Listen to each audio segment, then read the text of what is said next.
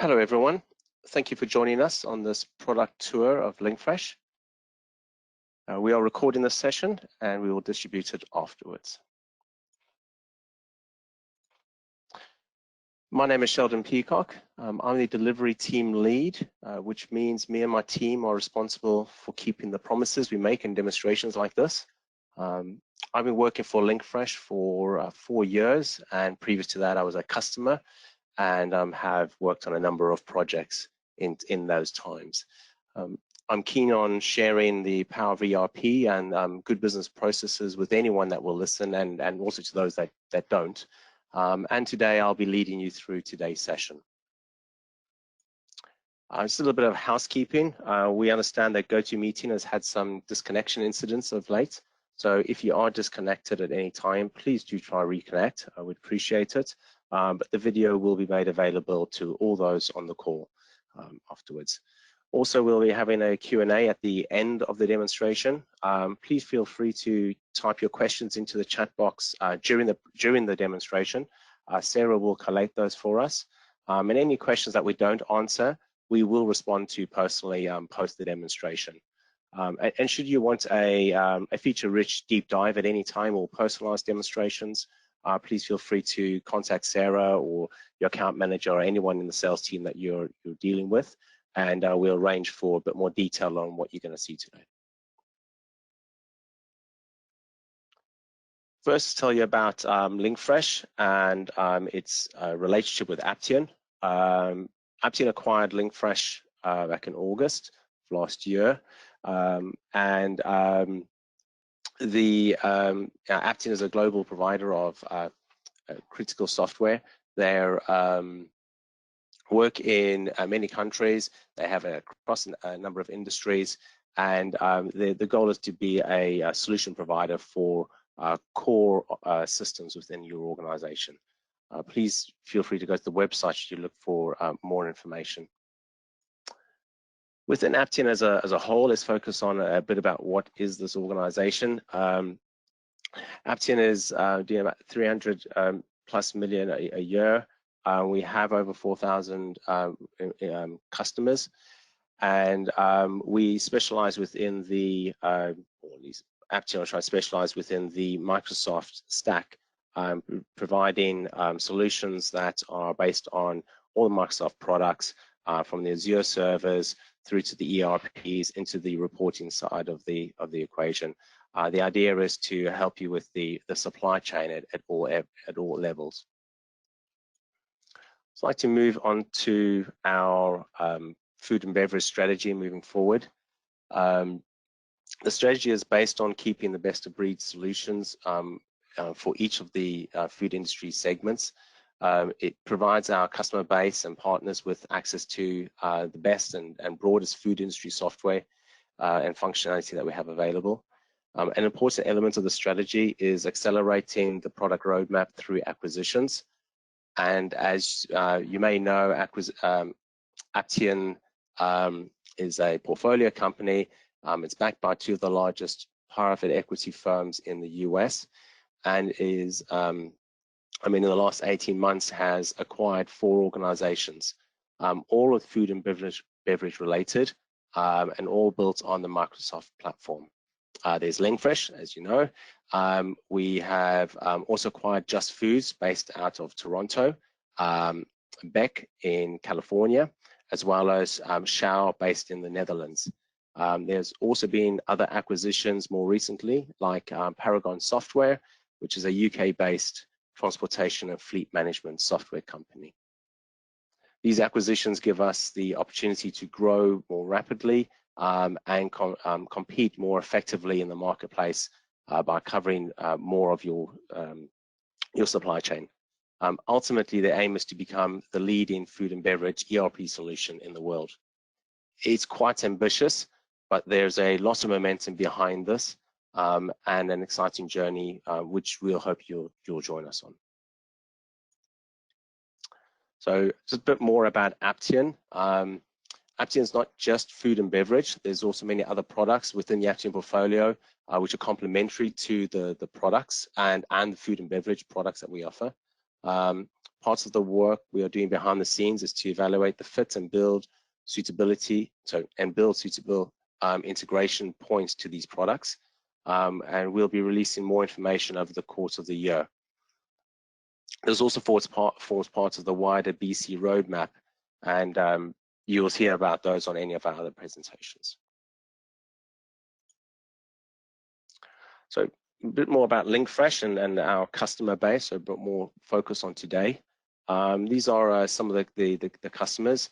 Our customers span some of the most impressive names in the industry, both large and small companies out there, as you can see. And like your fresh produce, our reputation is growing, and we're able to fulfill more of your needs as we understand more of the industry as we learn. So now I'm going to give you the obligatory disclaimer. It's just something we need to include if we share any about our project roadmap or strategy, which I might say in terms of expects or looks forward to. We don't expect you to read all of this, but we'll now proceed towards the demonstration. So the first thing I want to share with you is a diagram that represents a standard layout. So I'm not going to go straight to the software. First want to talk about standard out the box. And what we mean by that is everyone, when they approach a software vendor, has the intention of not adding customizations, has the intention of improving their business processes, and they say they want to buy the out the box solution. That's generally what we quote on, and it's certainly the solution that we would like to implement out the gate.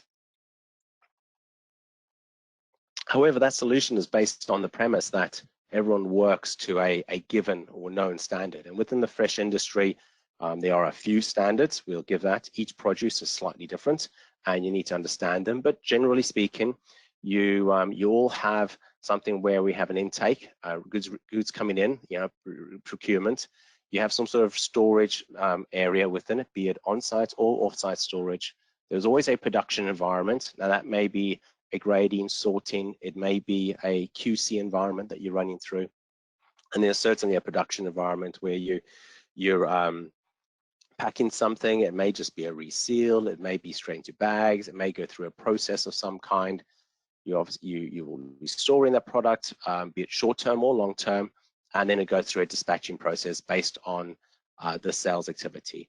So for us, a standard organization or standard flow should always be following this, what I call a buy, a pack-in, and a selling process.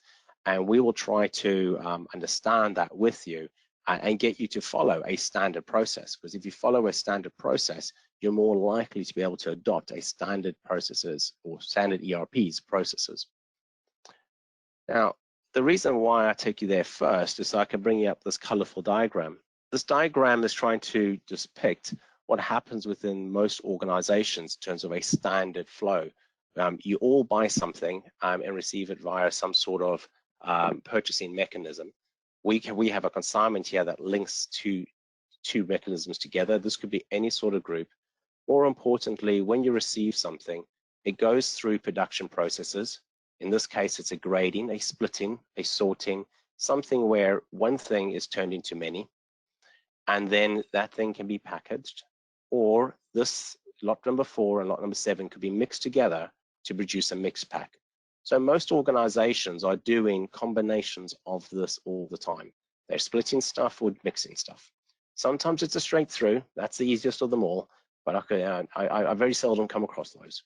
So, and the reason why is this important, you ask? Well, if we're tracking the movement of your inventory, if we know where it comes in, what you do to it, and where it goes, we're starting to understand your inventory. We're managing one of the highest costs within your organization. We're also monitoring probably the second highest cost, which is your labor. And if we are managing your cost of purchase, your cost of manufacture, and any other storage costs or incidental charges along the way, we're now building up a picture of your organization. Last but not least, it leaves your building and you invoice it to produce revenue. Now, an accountant once taught me that simple math, so is revenue less your costs is going to be your profitability of an organization, or profitability of that particular SKU, consignment, document, vendor, customer.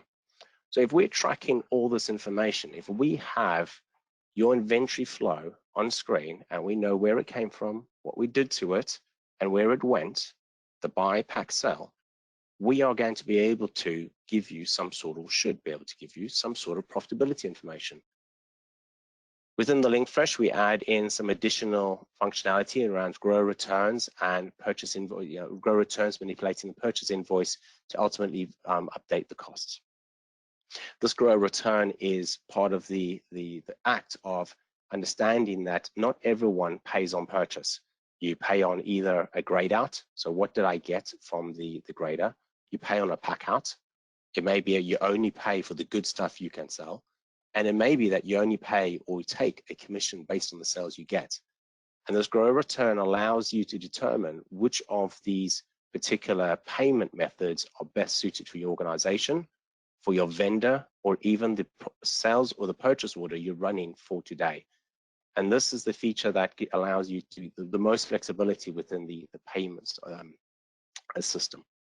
Now, you're probably saying, why do you take us here? So I brought you to this because I want to show you that if we're managing your inventory, if we've understand your buy, pack, sell story, we can then start transacting within a standard environment. Our simplified trace model translates into the software. So now I'm going to head over to the software and we'll show you something. Give me 1 second. Right. So this is the Business Central client. It is running on a universal client, which means it'll run on the Windows OS, iOS, and the Android devices. At the moment, we have it in full screen mode, and I will show you some of its other features a little later. This environment is serviced by a web tier, which means you could access this environment from anywhere. You don't have to be in the building. As long as you have access to the web service that's providing it, be it in a private cloud or a public cloud, you would have access to your data. The Business Central environment can also, for the current versions, be run as an on-premise, but you will see the marketplaces moving more and more towards private and public cloud environments. So today I'm just going to take you through,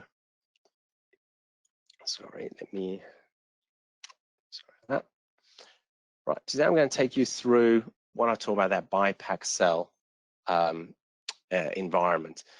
So we first look at this client over here. You can see that I can see my sales, nice and easy to see. I can see what's going on with my purchases. If I scroll down, we can see a bit more information about some links within this environment. What makes this role-tailored client is useful and its points that this is geared towards what the user is going to be doing. In this environment, I'm a business manager, so I can see both the purchases and the sales. But if I was a purchaser clerk only, working only in the purchasing area, we could cut it down so that the user only sees the tiles that they're working with. They're not bothered by the other bits of the industry, and they can focus on just the things they need. You'll notice the menus are much lighter than you've seen in other organizations. And later on, you'll see that I use this search feature up here in order to find bits of functionality that are not readily available on my front screen, but that I have access to. So we'll start our journey today by taking a look at some of our items. And I'm heading to the items first in order to show you the flexibility within the system, the attributes that we have access to, and the fact that this data is coexisting all in one environment with multiple different setups here. So the first thing to bring your eyes to is the number of different items we have and numbering conventions that we've created within this. You can see here that we also have produce type and grade. These are produce attributes that allow us to define the nature of the item and how we're going to work with it. These are commonly called or known as your default settings. So ones that are filled in that you can see here would be the nature of the item as it is now, and as the user is going to be using it. The ones that are blank are where there's possibly an option that can be used later. Maybe this item comes in like this graded small white here, and it will come in as a intermediate potato, but we might add a brand to it later. It might be coming as ungraded. We may change its grade code. Things like colors, we would probably set this as a default. I'll show you some of that now, what I mean by that. So as I go into this item, so there's a lot of fields here. You're not expected to know them all or see them. Oops, come on.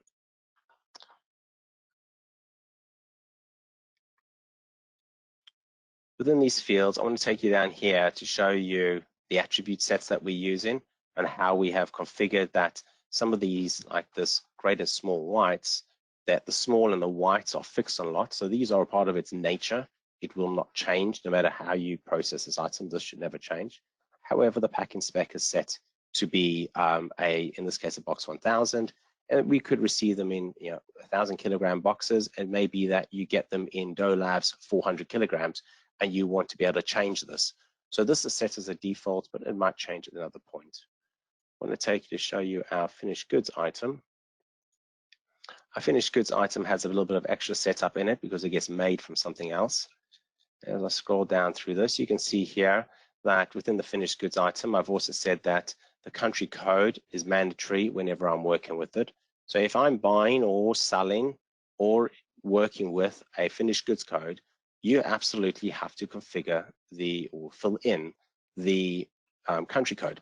It's blank to start off with because blank is not allowed. Therefore, the user will have to set something in. So the item is using attributes to run it. You can also see that its packing spec is an if code tray, but I may be able to use something else. But because it's white is in its nature, it is going to stay as a white color. However, you may change its size at some point to something else. The other thing I wanted to show you in here is that this particular item has a bill of material associated with it, which says that we manufacture it from one or more items. And the other thing of note here is that all the items we are using have a tracking code associated with them. So we're using pallet tracking and lot tracking on our items within this database. And I'll show you a little bit about pallets shortly. So we've seen that the items carry attributes and that they can be used. Let's see how we use those items by heading over to some purchase orders. So we now start our buy, pack, sell journey in the buying. You can see the fields come up and I can change my sort order to find the items I'm working with. I could filter through these if I want. So these items, I'm going to open one of these items or these purchase orders that I've worked with.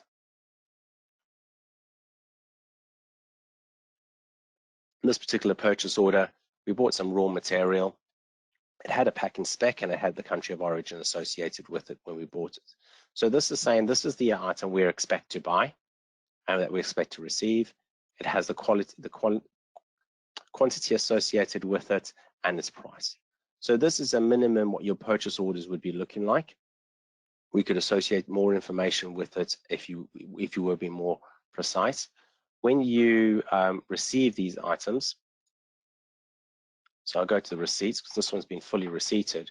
When we receipted it in, the user would have filled in the information that they actually received. So the receipt could be different from the purchase order, but you wouldn't want it to be in certain circumstances. So the receipts are the part where you actually book the product in, and you can see on the receipt, it is going to determine what is booked into stock. Now, there are two rules that you're placing here. One would be, I receive whatever I get and I record it in my receipts because I want to record accurately what I receive. So you may change the gray code. The other way is that I will only receive what I ordered and I will reject everything else, in which case you should not be posting receipts for product that don't match your requirements. So these are some of the business rules that we'd want you to be thinking about if you are, or when you are going through an implementation, because your system is going to reinforce that for you based on the setup that we help you with. So in terms of our buying, we've now raised a purchase order and receipted, or he's gone through the receipt process. And I talked about pallets. So I'm going to head over to what we call our pallet management environment. Pallet management allows us to see what pallets are where in the warehouse, what's on them, the status of them, and what I can possibly do with some of them. I'm just going to sort this out because I know we have some newer ones near the top. So here you can see a number of pallets. These are the pallet IDs. So these are the physical items within the organization.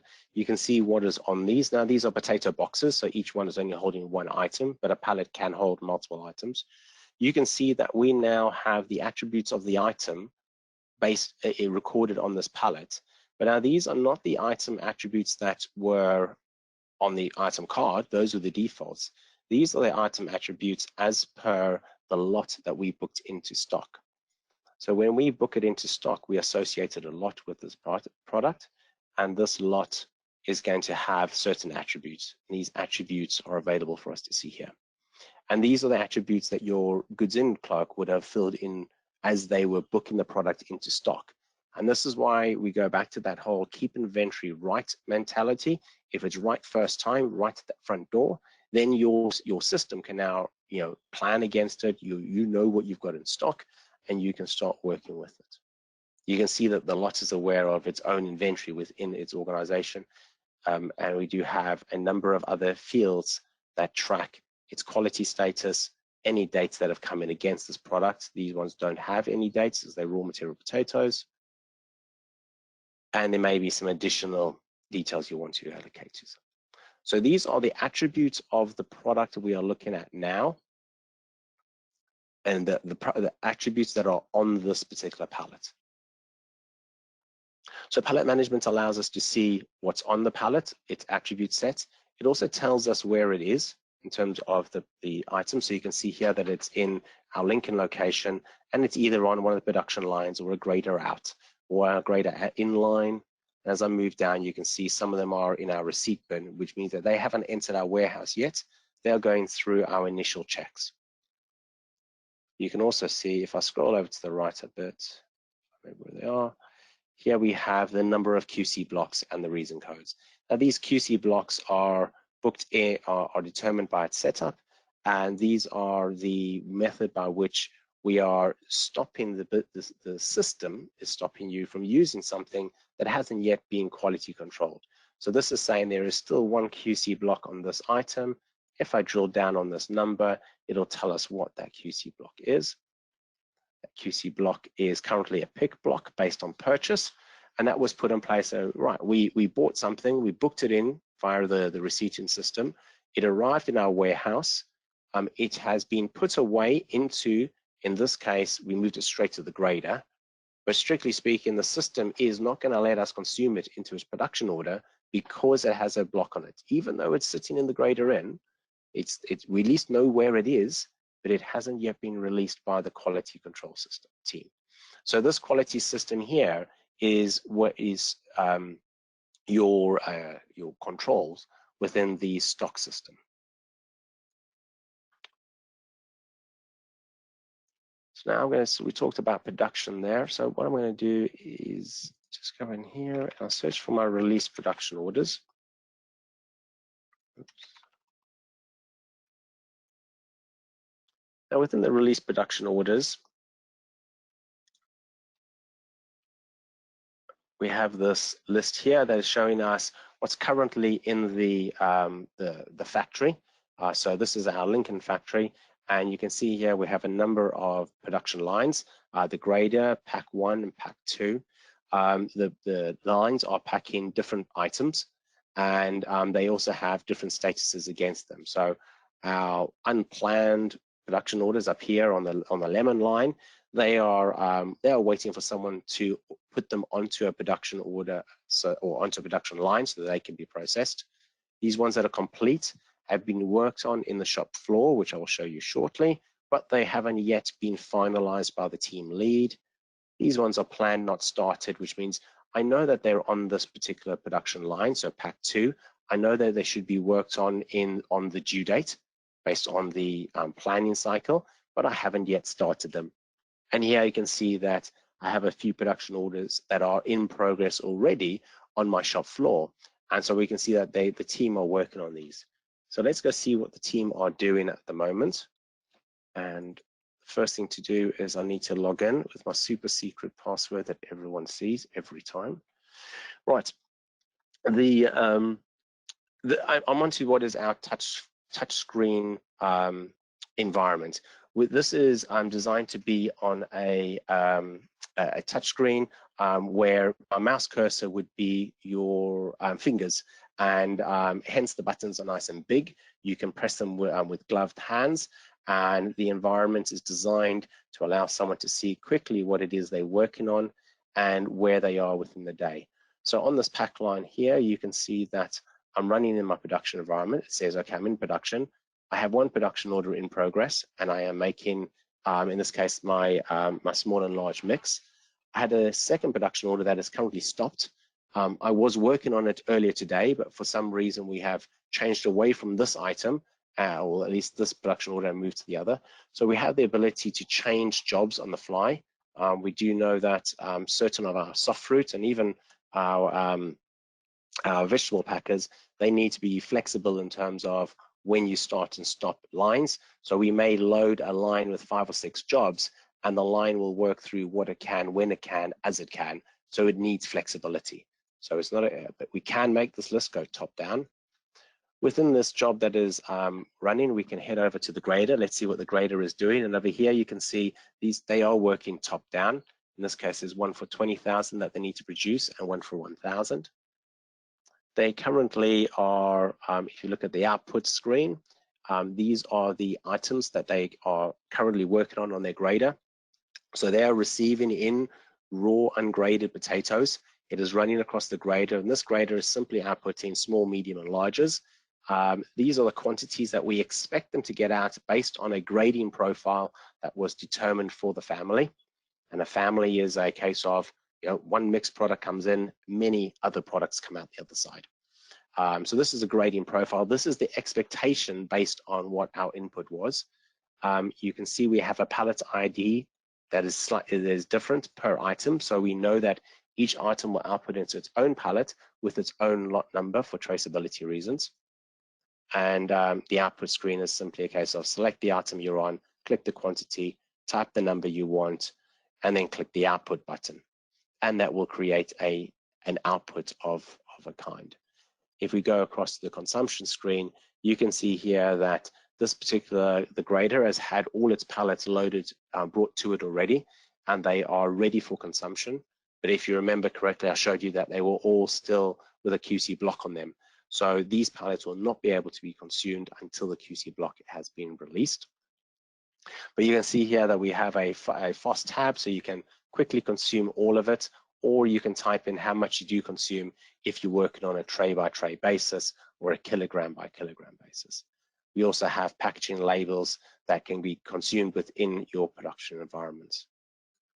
Within our touchscreen, we also record the number of labor that is on the job and the type of labor.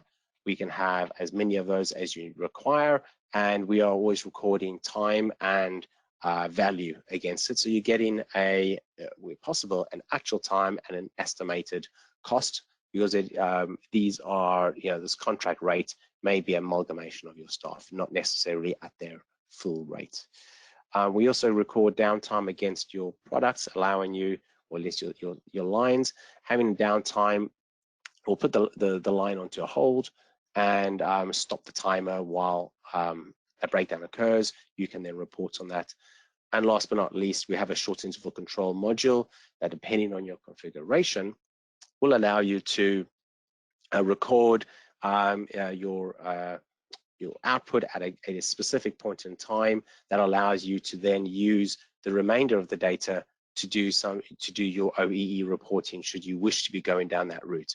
So we've tried to cover all the bases for you. There's a lot of information in here. You don't have to turn all of these on. We can disable, or essentially it's a permission structure. You don't have to see that or labor, and you can just use it for managing your touchscreens or your outputs. So this is as much or as little as you need scenario, but it gives you complete flexibility. And more importantly, your team aren't having to write journals. They don't have to get to know an ERP system's journal system and have to have screens. They can use simple language on the shop floor to achieve what they do daily. You certainly do not need to be an ERP expert to maintain this touchscreen environment. Right, so we talk about the touchscreen that produces your palettes for you and how you're going to use it and where you can use them. From that, we go, sorry, not that one. We go back to our environment here. So your touchscreen is going to give you, well, when it's running, it's going to be filling in, adding to your palettes. So we'll go back to palette management and show you what that looks like. Hopefully it's a bit more meaningful now. This palette management is showing us what we have in stock, what it is, its codes, and where it is within our environment. And you can see these grayed out would have been the outputs produced as the production order was running. Now, this palette management is not just a system of where is stock now, so I can find it and use it, or I can do, manual stock counts and check up on it. Is my system right? Question. We can flip it the other way, which is, are people following process? How does palette management answer the question, are people following process? And let's for argument's sake say it is the beginning of a shift. We are about to start the factory up. The factory has not started. The factory floor should be empty. All our stock should be in the warehouse, in its bins. We haven't loaded the stores yet. We haven't loaded the production lines yet. If we haven't loaded the production lines yet, why do I have stock in my, sorry, I should be a shift. Why do I have stock in my grader out bin, my grader in bin, and my line in bins? This would indicate that the system thinks there's stock on my production lines, yet physically, if I look at my factory, it's empty. So someone hasn't followed process. The lines, in this case, all three of them, have not followed the right process and put away their stock when they should have, or consumed it like they should have, or followed their business processes like they should have. Asking these kind of questions at the right time like that will enable us to understand and health check your organization. So by understanding where your stock should be at specific times in the day, we can understand how your business is following processes. And simple processes like around your inventory are important, like your receipt bin here. Your receipt bin is your intake, where things are arriving into your goods. And during the day, yes, there will be pallets at receipt and they will come in and be moved into your warehouse. At the end of the day, before everyone goes home, if they're looking at the intake bay and it's empty, there better be no pallets in the receipt bay, or else someone hasn't done the proper put away. Someone hasn't, when the forklift driver picked up the pallet, they moved it without scanning it. So this is how we use the understanding of your business process and the physical world, knowledge of where pallets are, and only big yellow things or small yellow pump trucks can move 1-ton pallets of boxes of potatoes. There's a very small number of people we need to go talk to about this process not working. So my point is that by understanding what your flow of inventory is and should be, and asking the right questions of your data and your system, you can understand whether your system is being used to its fullest. You can start improving your data quality, and your reporting becomes more valuable. And if your reporting is more valuable from within your system, you stop people creating workarounds. And the minute there are workarounds, you get Excel spreadsheets. And when you get Excel spreadsheets, your ERP system stops being used. And then next thing you know, the value of your ERP system is diminished, and you can no longer get the information you need. And we start that whole cycle of, because rubbish went in, rubbish came out, but no one is doing something about it. Right. So I'll get off my soapbox and get back to the buy, pack, sell. So in our story, we get to sales orders, and we get to a point where we're looking at this list of sales orders. So we can see here what is in our list today. Now, these sales orders could be produced by In this case, I've got a EDI and non-EDI customers, so we could automatically suck in your orders for you, create them all, and then you just ship against them. When we are working against these orders, we are always looking for specific information within, in terms of controls. Now, the primary one here, and selling a raw material perhaps is a bad example. Let me go find a better example than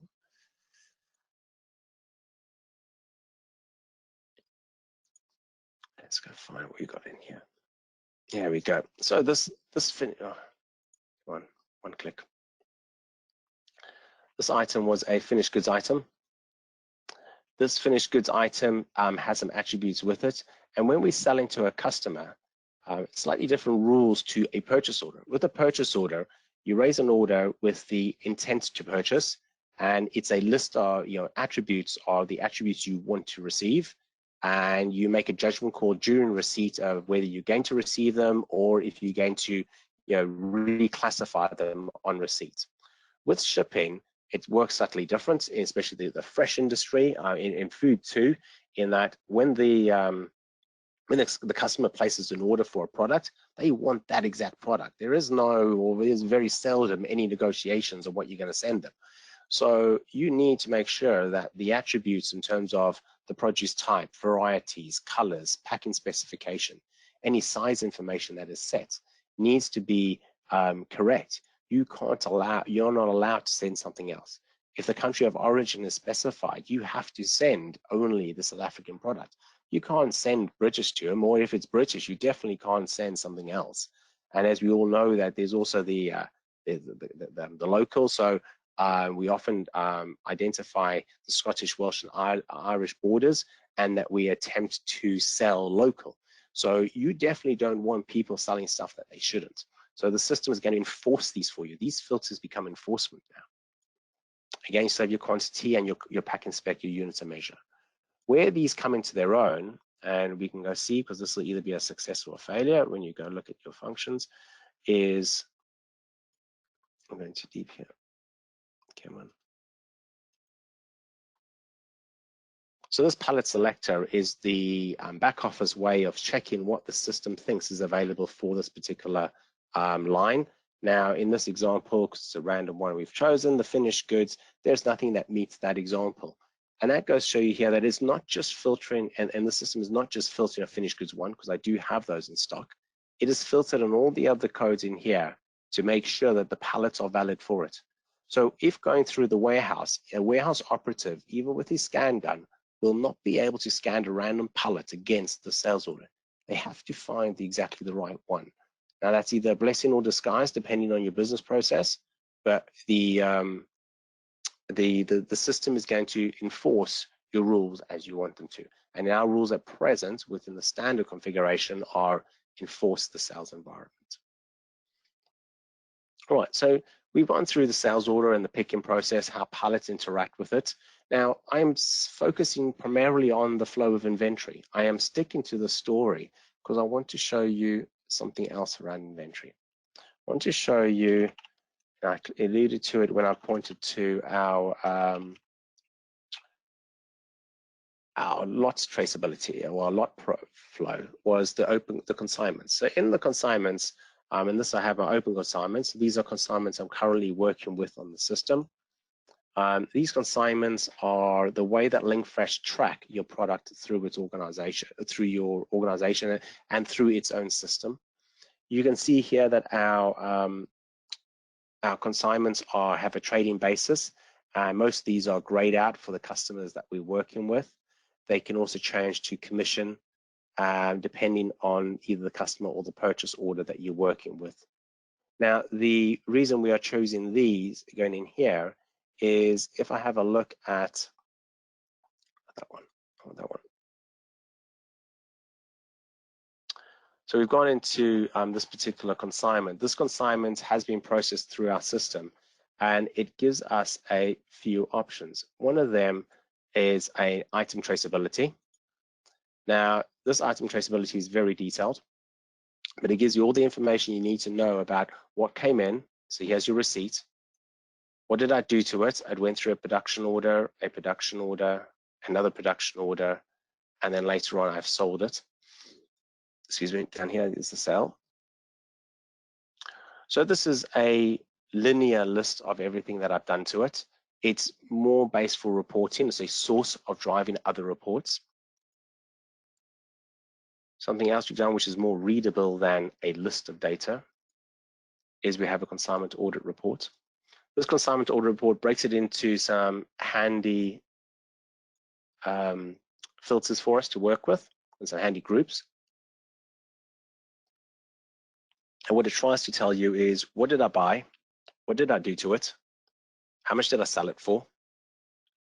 When I did something to it, like in the grader, I had a weight difference in here. So I booked in 20 tons, but I didn't process all 20 tons because most of it might have been 400 kilograms of it at least was dirt. So we're not going to pay him for dirt. So we've taken that out. It's told you roughly what our output percentage splits were. It's told you what when we did the pack line. So when we did the small and large mix and we did the branded trays here, tells you what we consumed them in, quality in, quality out. So quantity in, quantities out. It is recording your labor and things. So this consignment audit is a summary of everything that happened to this particular load of potatoes that entered this building, that entered this particular system. Now this is one load. This could be multiple products. It could be multiple loads. The system will consolidate that information for you. But this is just the start of what this information can do for you. Now, this one page is great from a quantity point of view, but what a lot of people want to see is, especially from my finance point of view, is how much money did I make on that? So if I head back into my my system here, I have an Excel spreadsheet. I do load them right up until I start putting in pivot tables. So here I have a source. This is a source connected to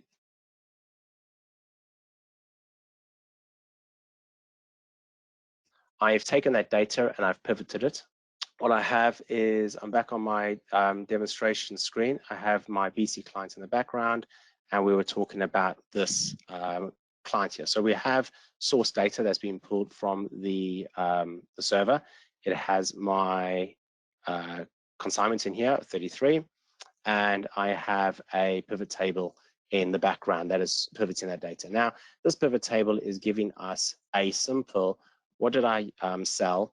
Sorry, who did I sell to and what did I sell? The add-on data that we are drawing from here from a standard revenue report is we're able to pull in these costs. These costs were captured during the production processes that are run in this demonstration system. And it is telling us, showing us what other costs were incurred and recording that against these items so that you get a profitability by sales. Now, this is what any ERP should be doing for you naturally. It should be recording what you sell. It should be recording the costs associated with it and giving you a simple number at the end of it. Now, where the Linkfresh consignment engine is different is that with this data, we can do something like add in, who did you buy it from, with just a drop of more data. So we can simply add in this vendor field. So we now know who did we buy from, who did we sell it to, and what did we sell it as. We can also go to some further analysis with this by saying, we have the outbound item already. Let's drop in the inbound item.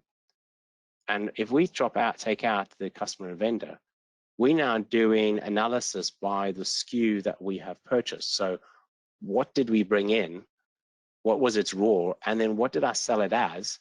But you'll notice while I was doing that, the whole time, the profitability matrix was pivoting on that data, giving us, profitability by vendor, profitability by SKU at any level. And this data is that flexible. This is just a small subset. This is using the smallest tool I can to show you the power of this. But if we were to add on a jet reporting engine, and if your data is growing, daily, weekly, monthly, yearly, you would then perhaps want to put on one of our Linkfresh cubes to do this calculation quicker and more regularly for you, then it would do that for you too. But on a small scale, a couple consignments, you could get away with a simplest of jet reports, pulling this data, pivoting it, and getting profitability by SKU, purchase SKU, sold SKU. You also have, because this information is linked to lot information, so if I was to put the lot numbers associated with this, I can actually draw the attributes to it. So what was the small, medium, and larges of everything? What were the qualities of it? What were the specific, countries of origin, farms? If I take you back to, bear in mind, lots hold attributes. So I take you back to our pallet management, because pallet management shows you what I've got, but pallet management shows you what I have by attributes. More importantly, it had the lot number against it. Here it is here. Let me just change get something with more information.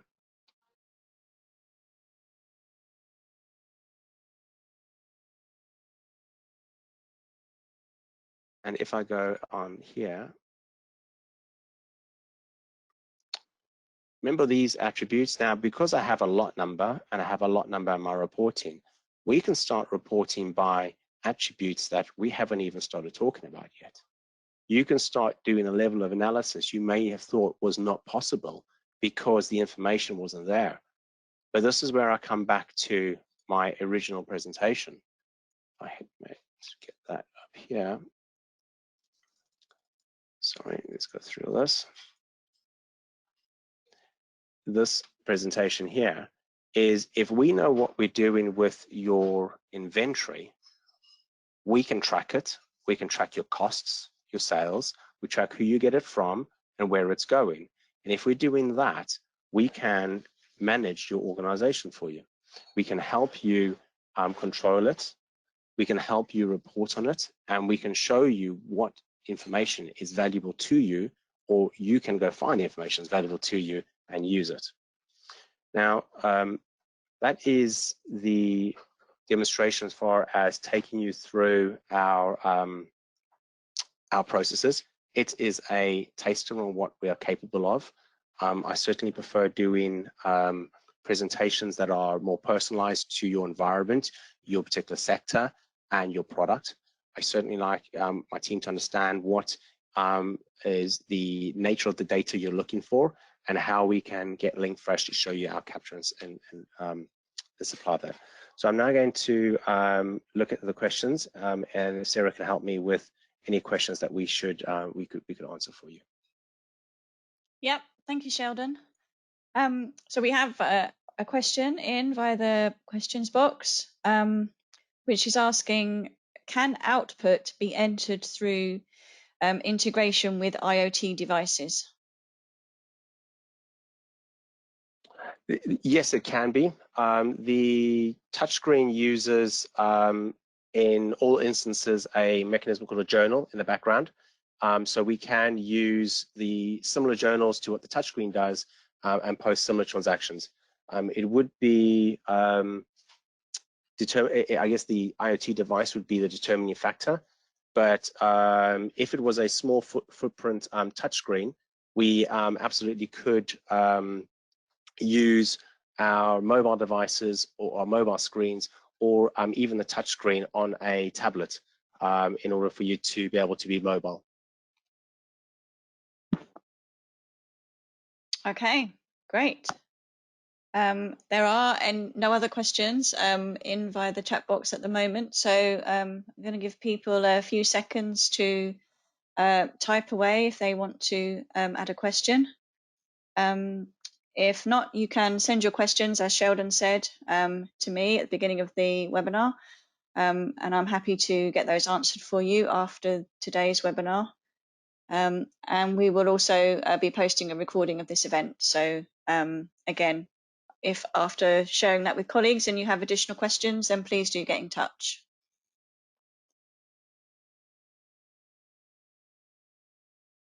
Okay, so we don't have any further questions. So I think that probably concludes today's webinar. So thanks everyone for joining, and we hope to see you again on the webinar soon.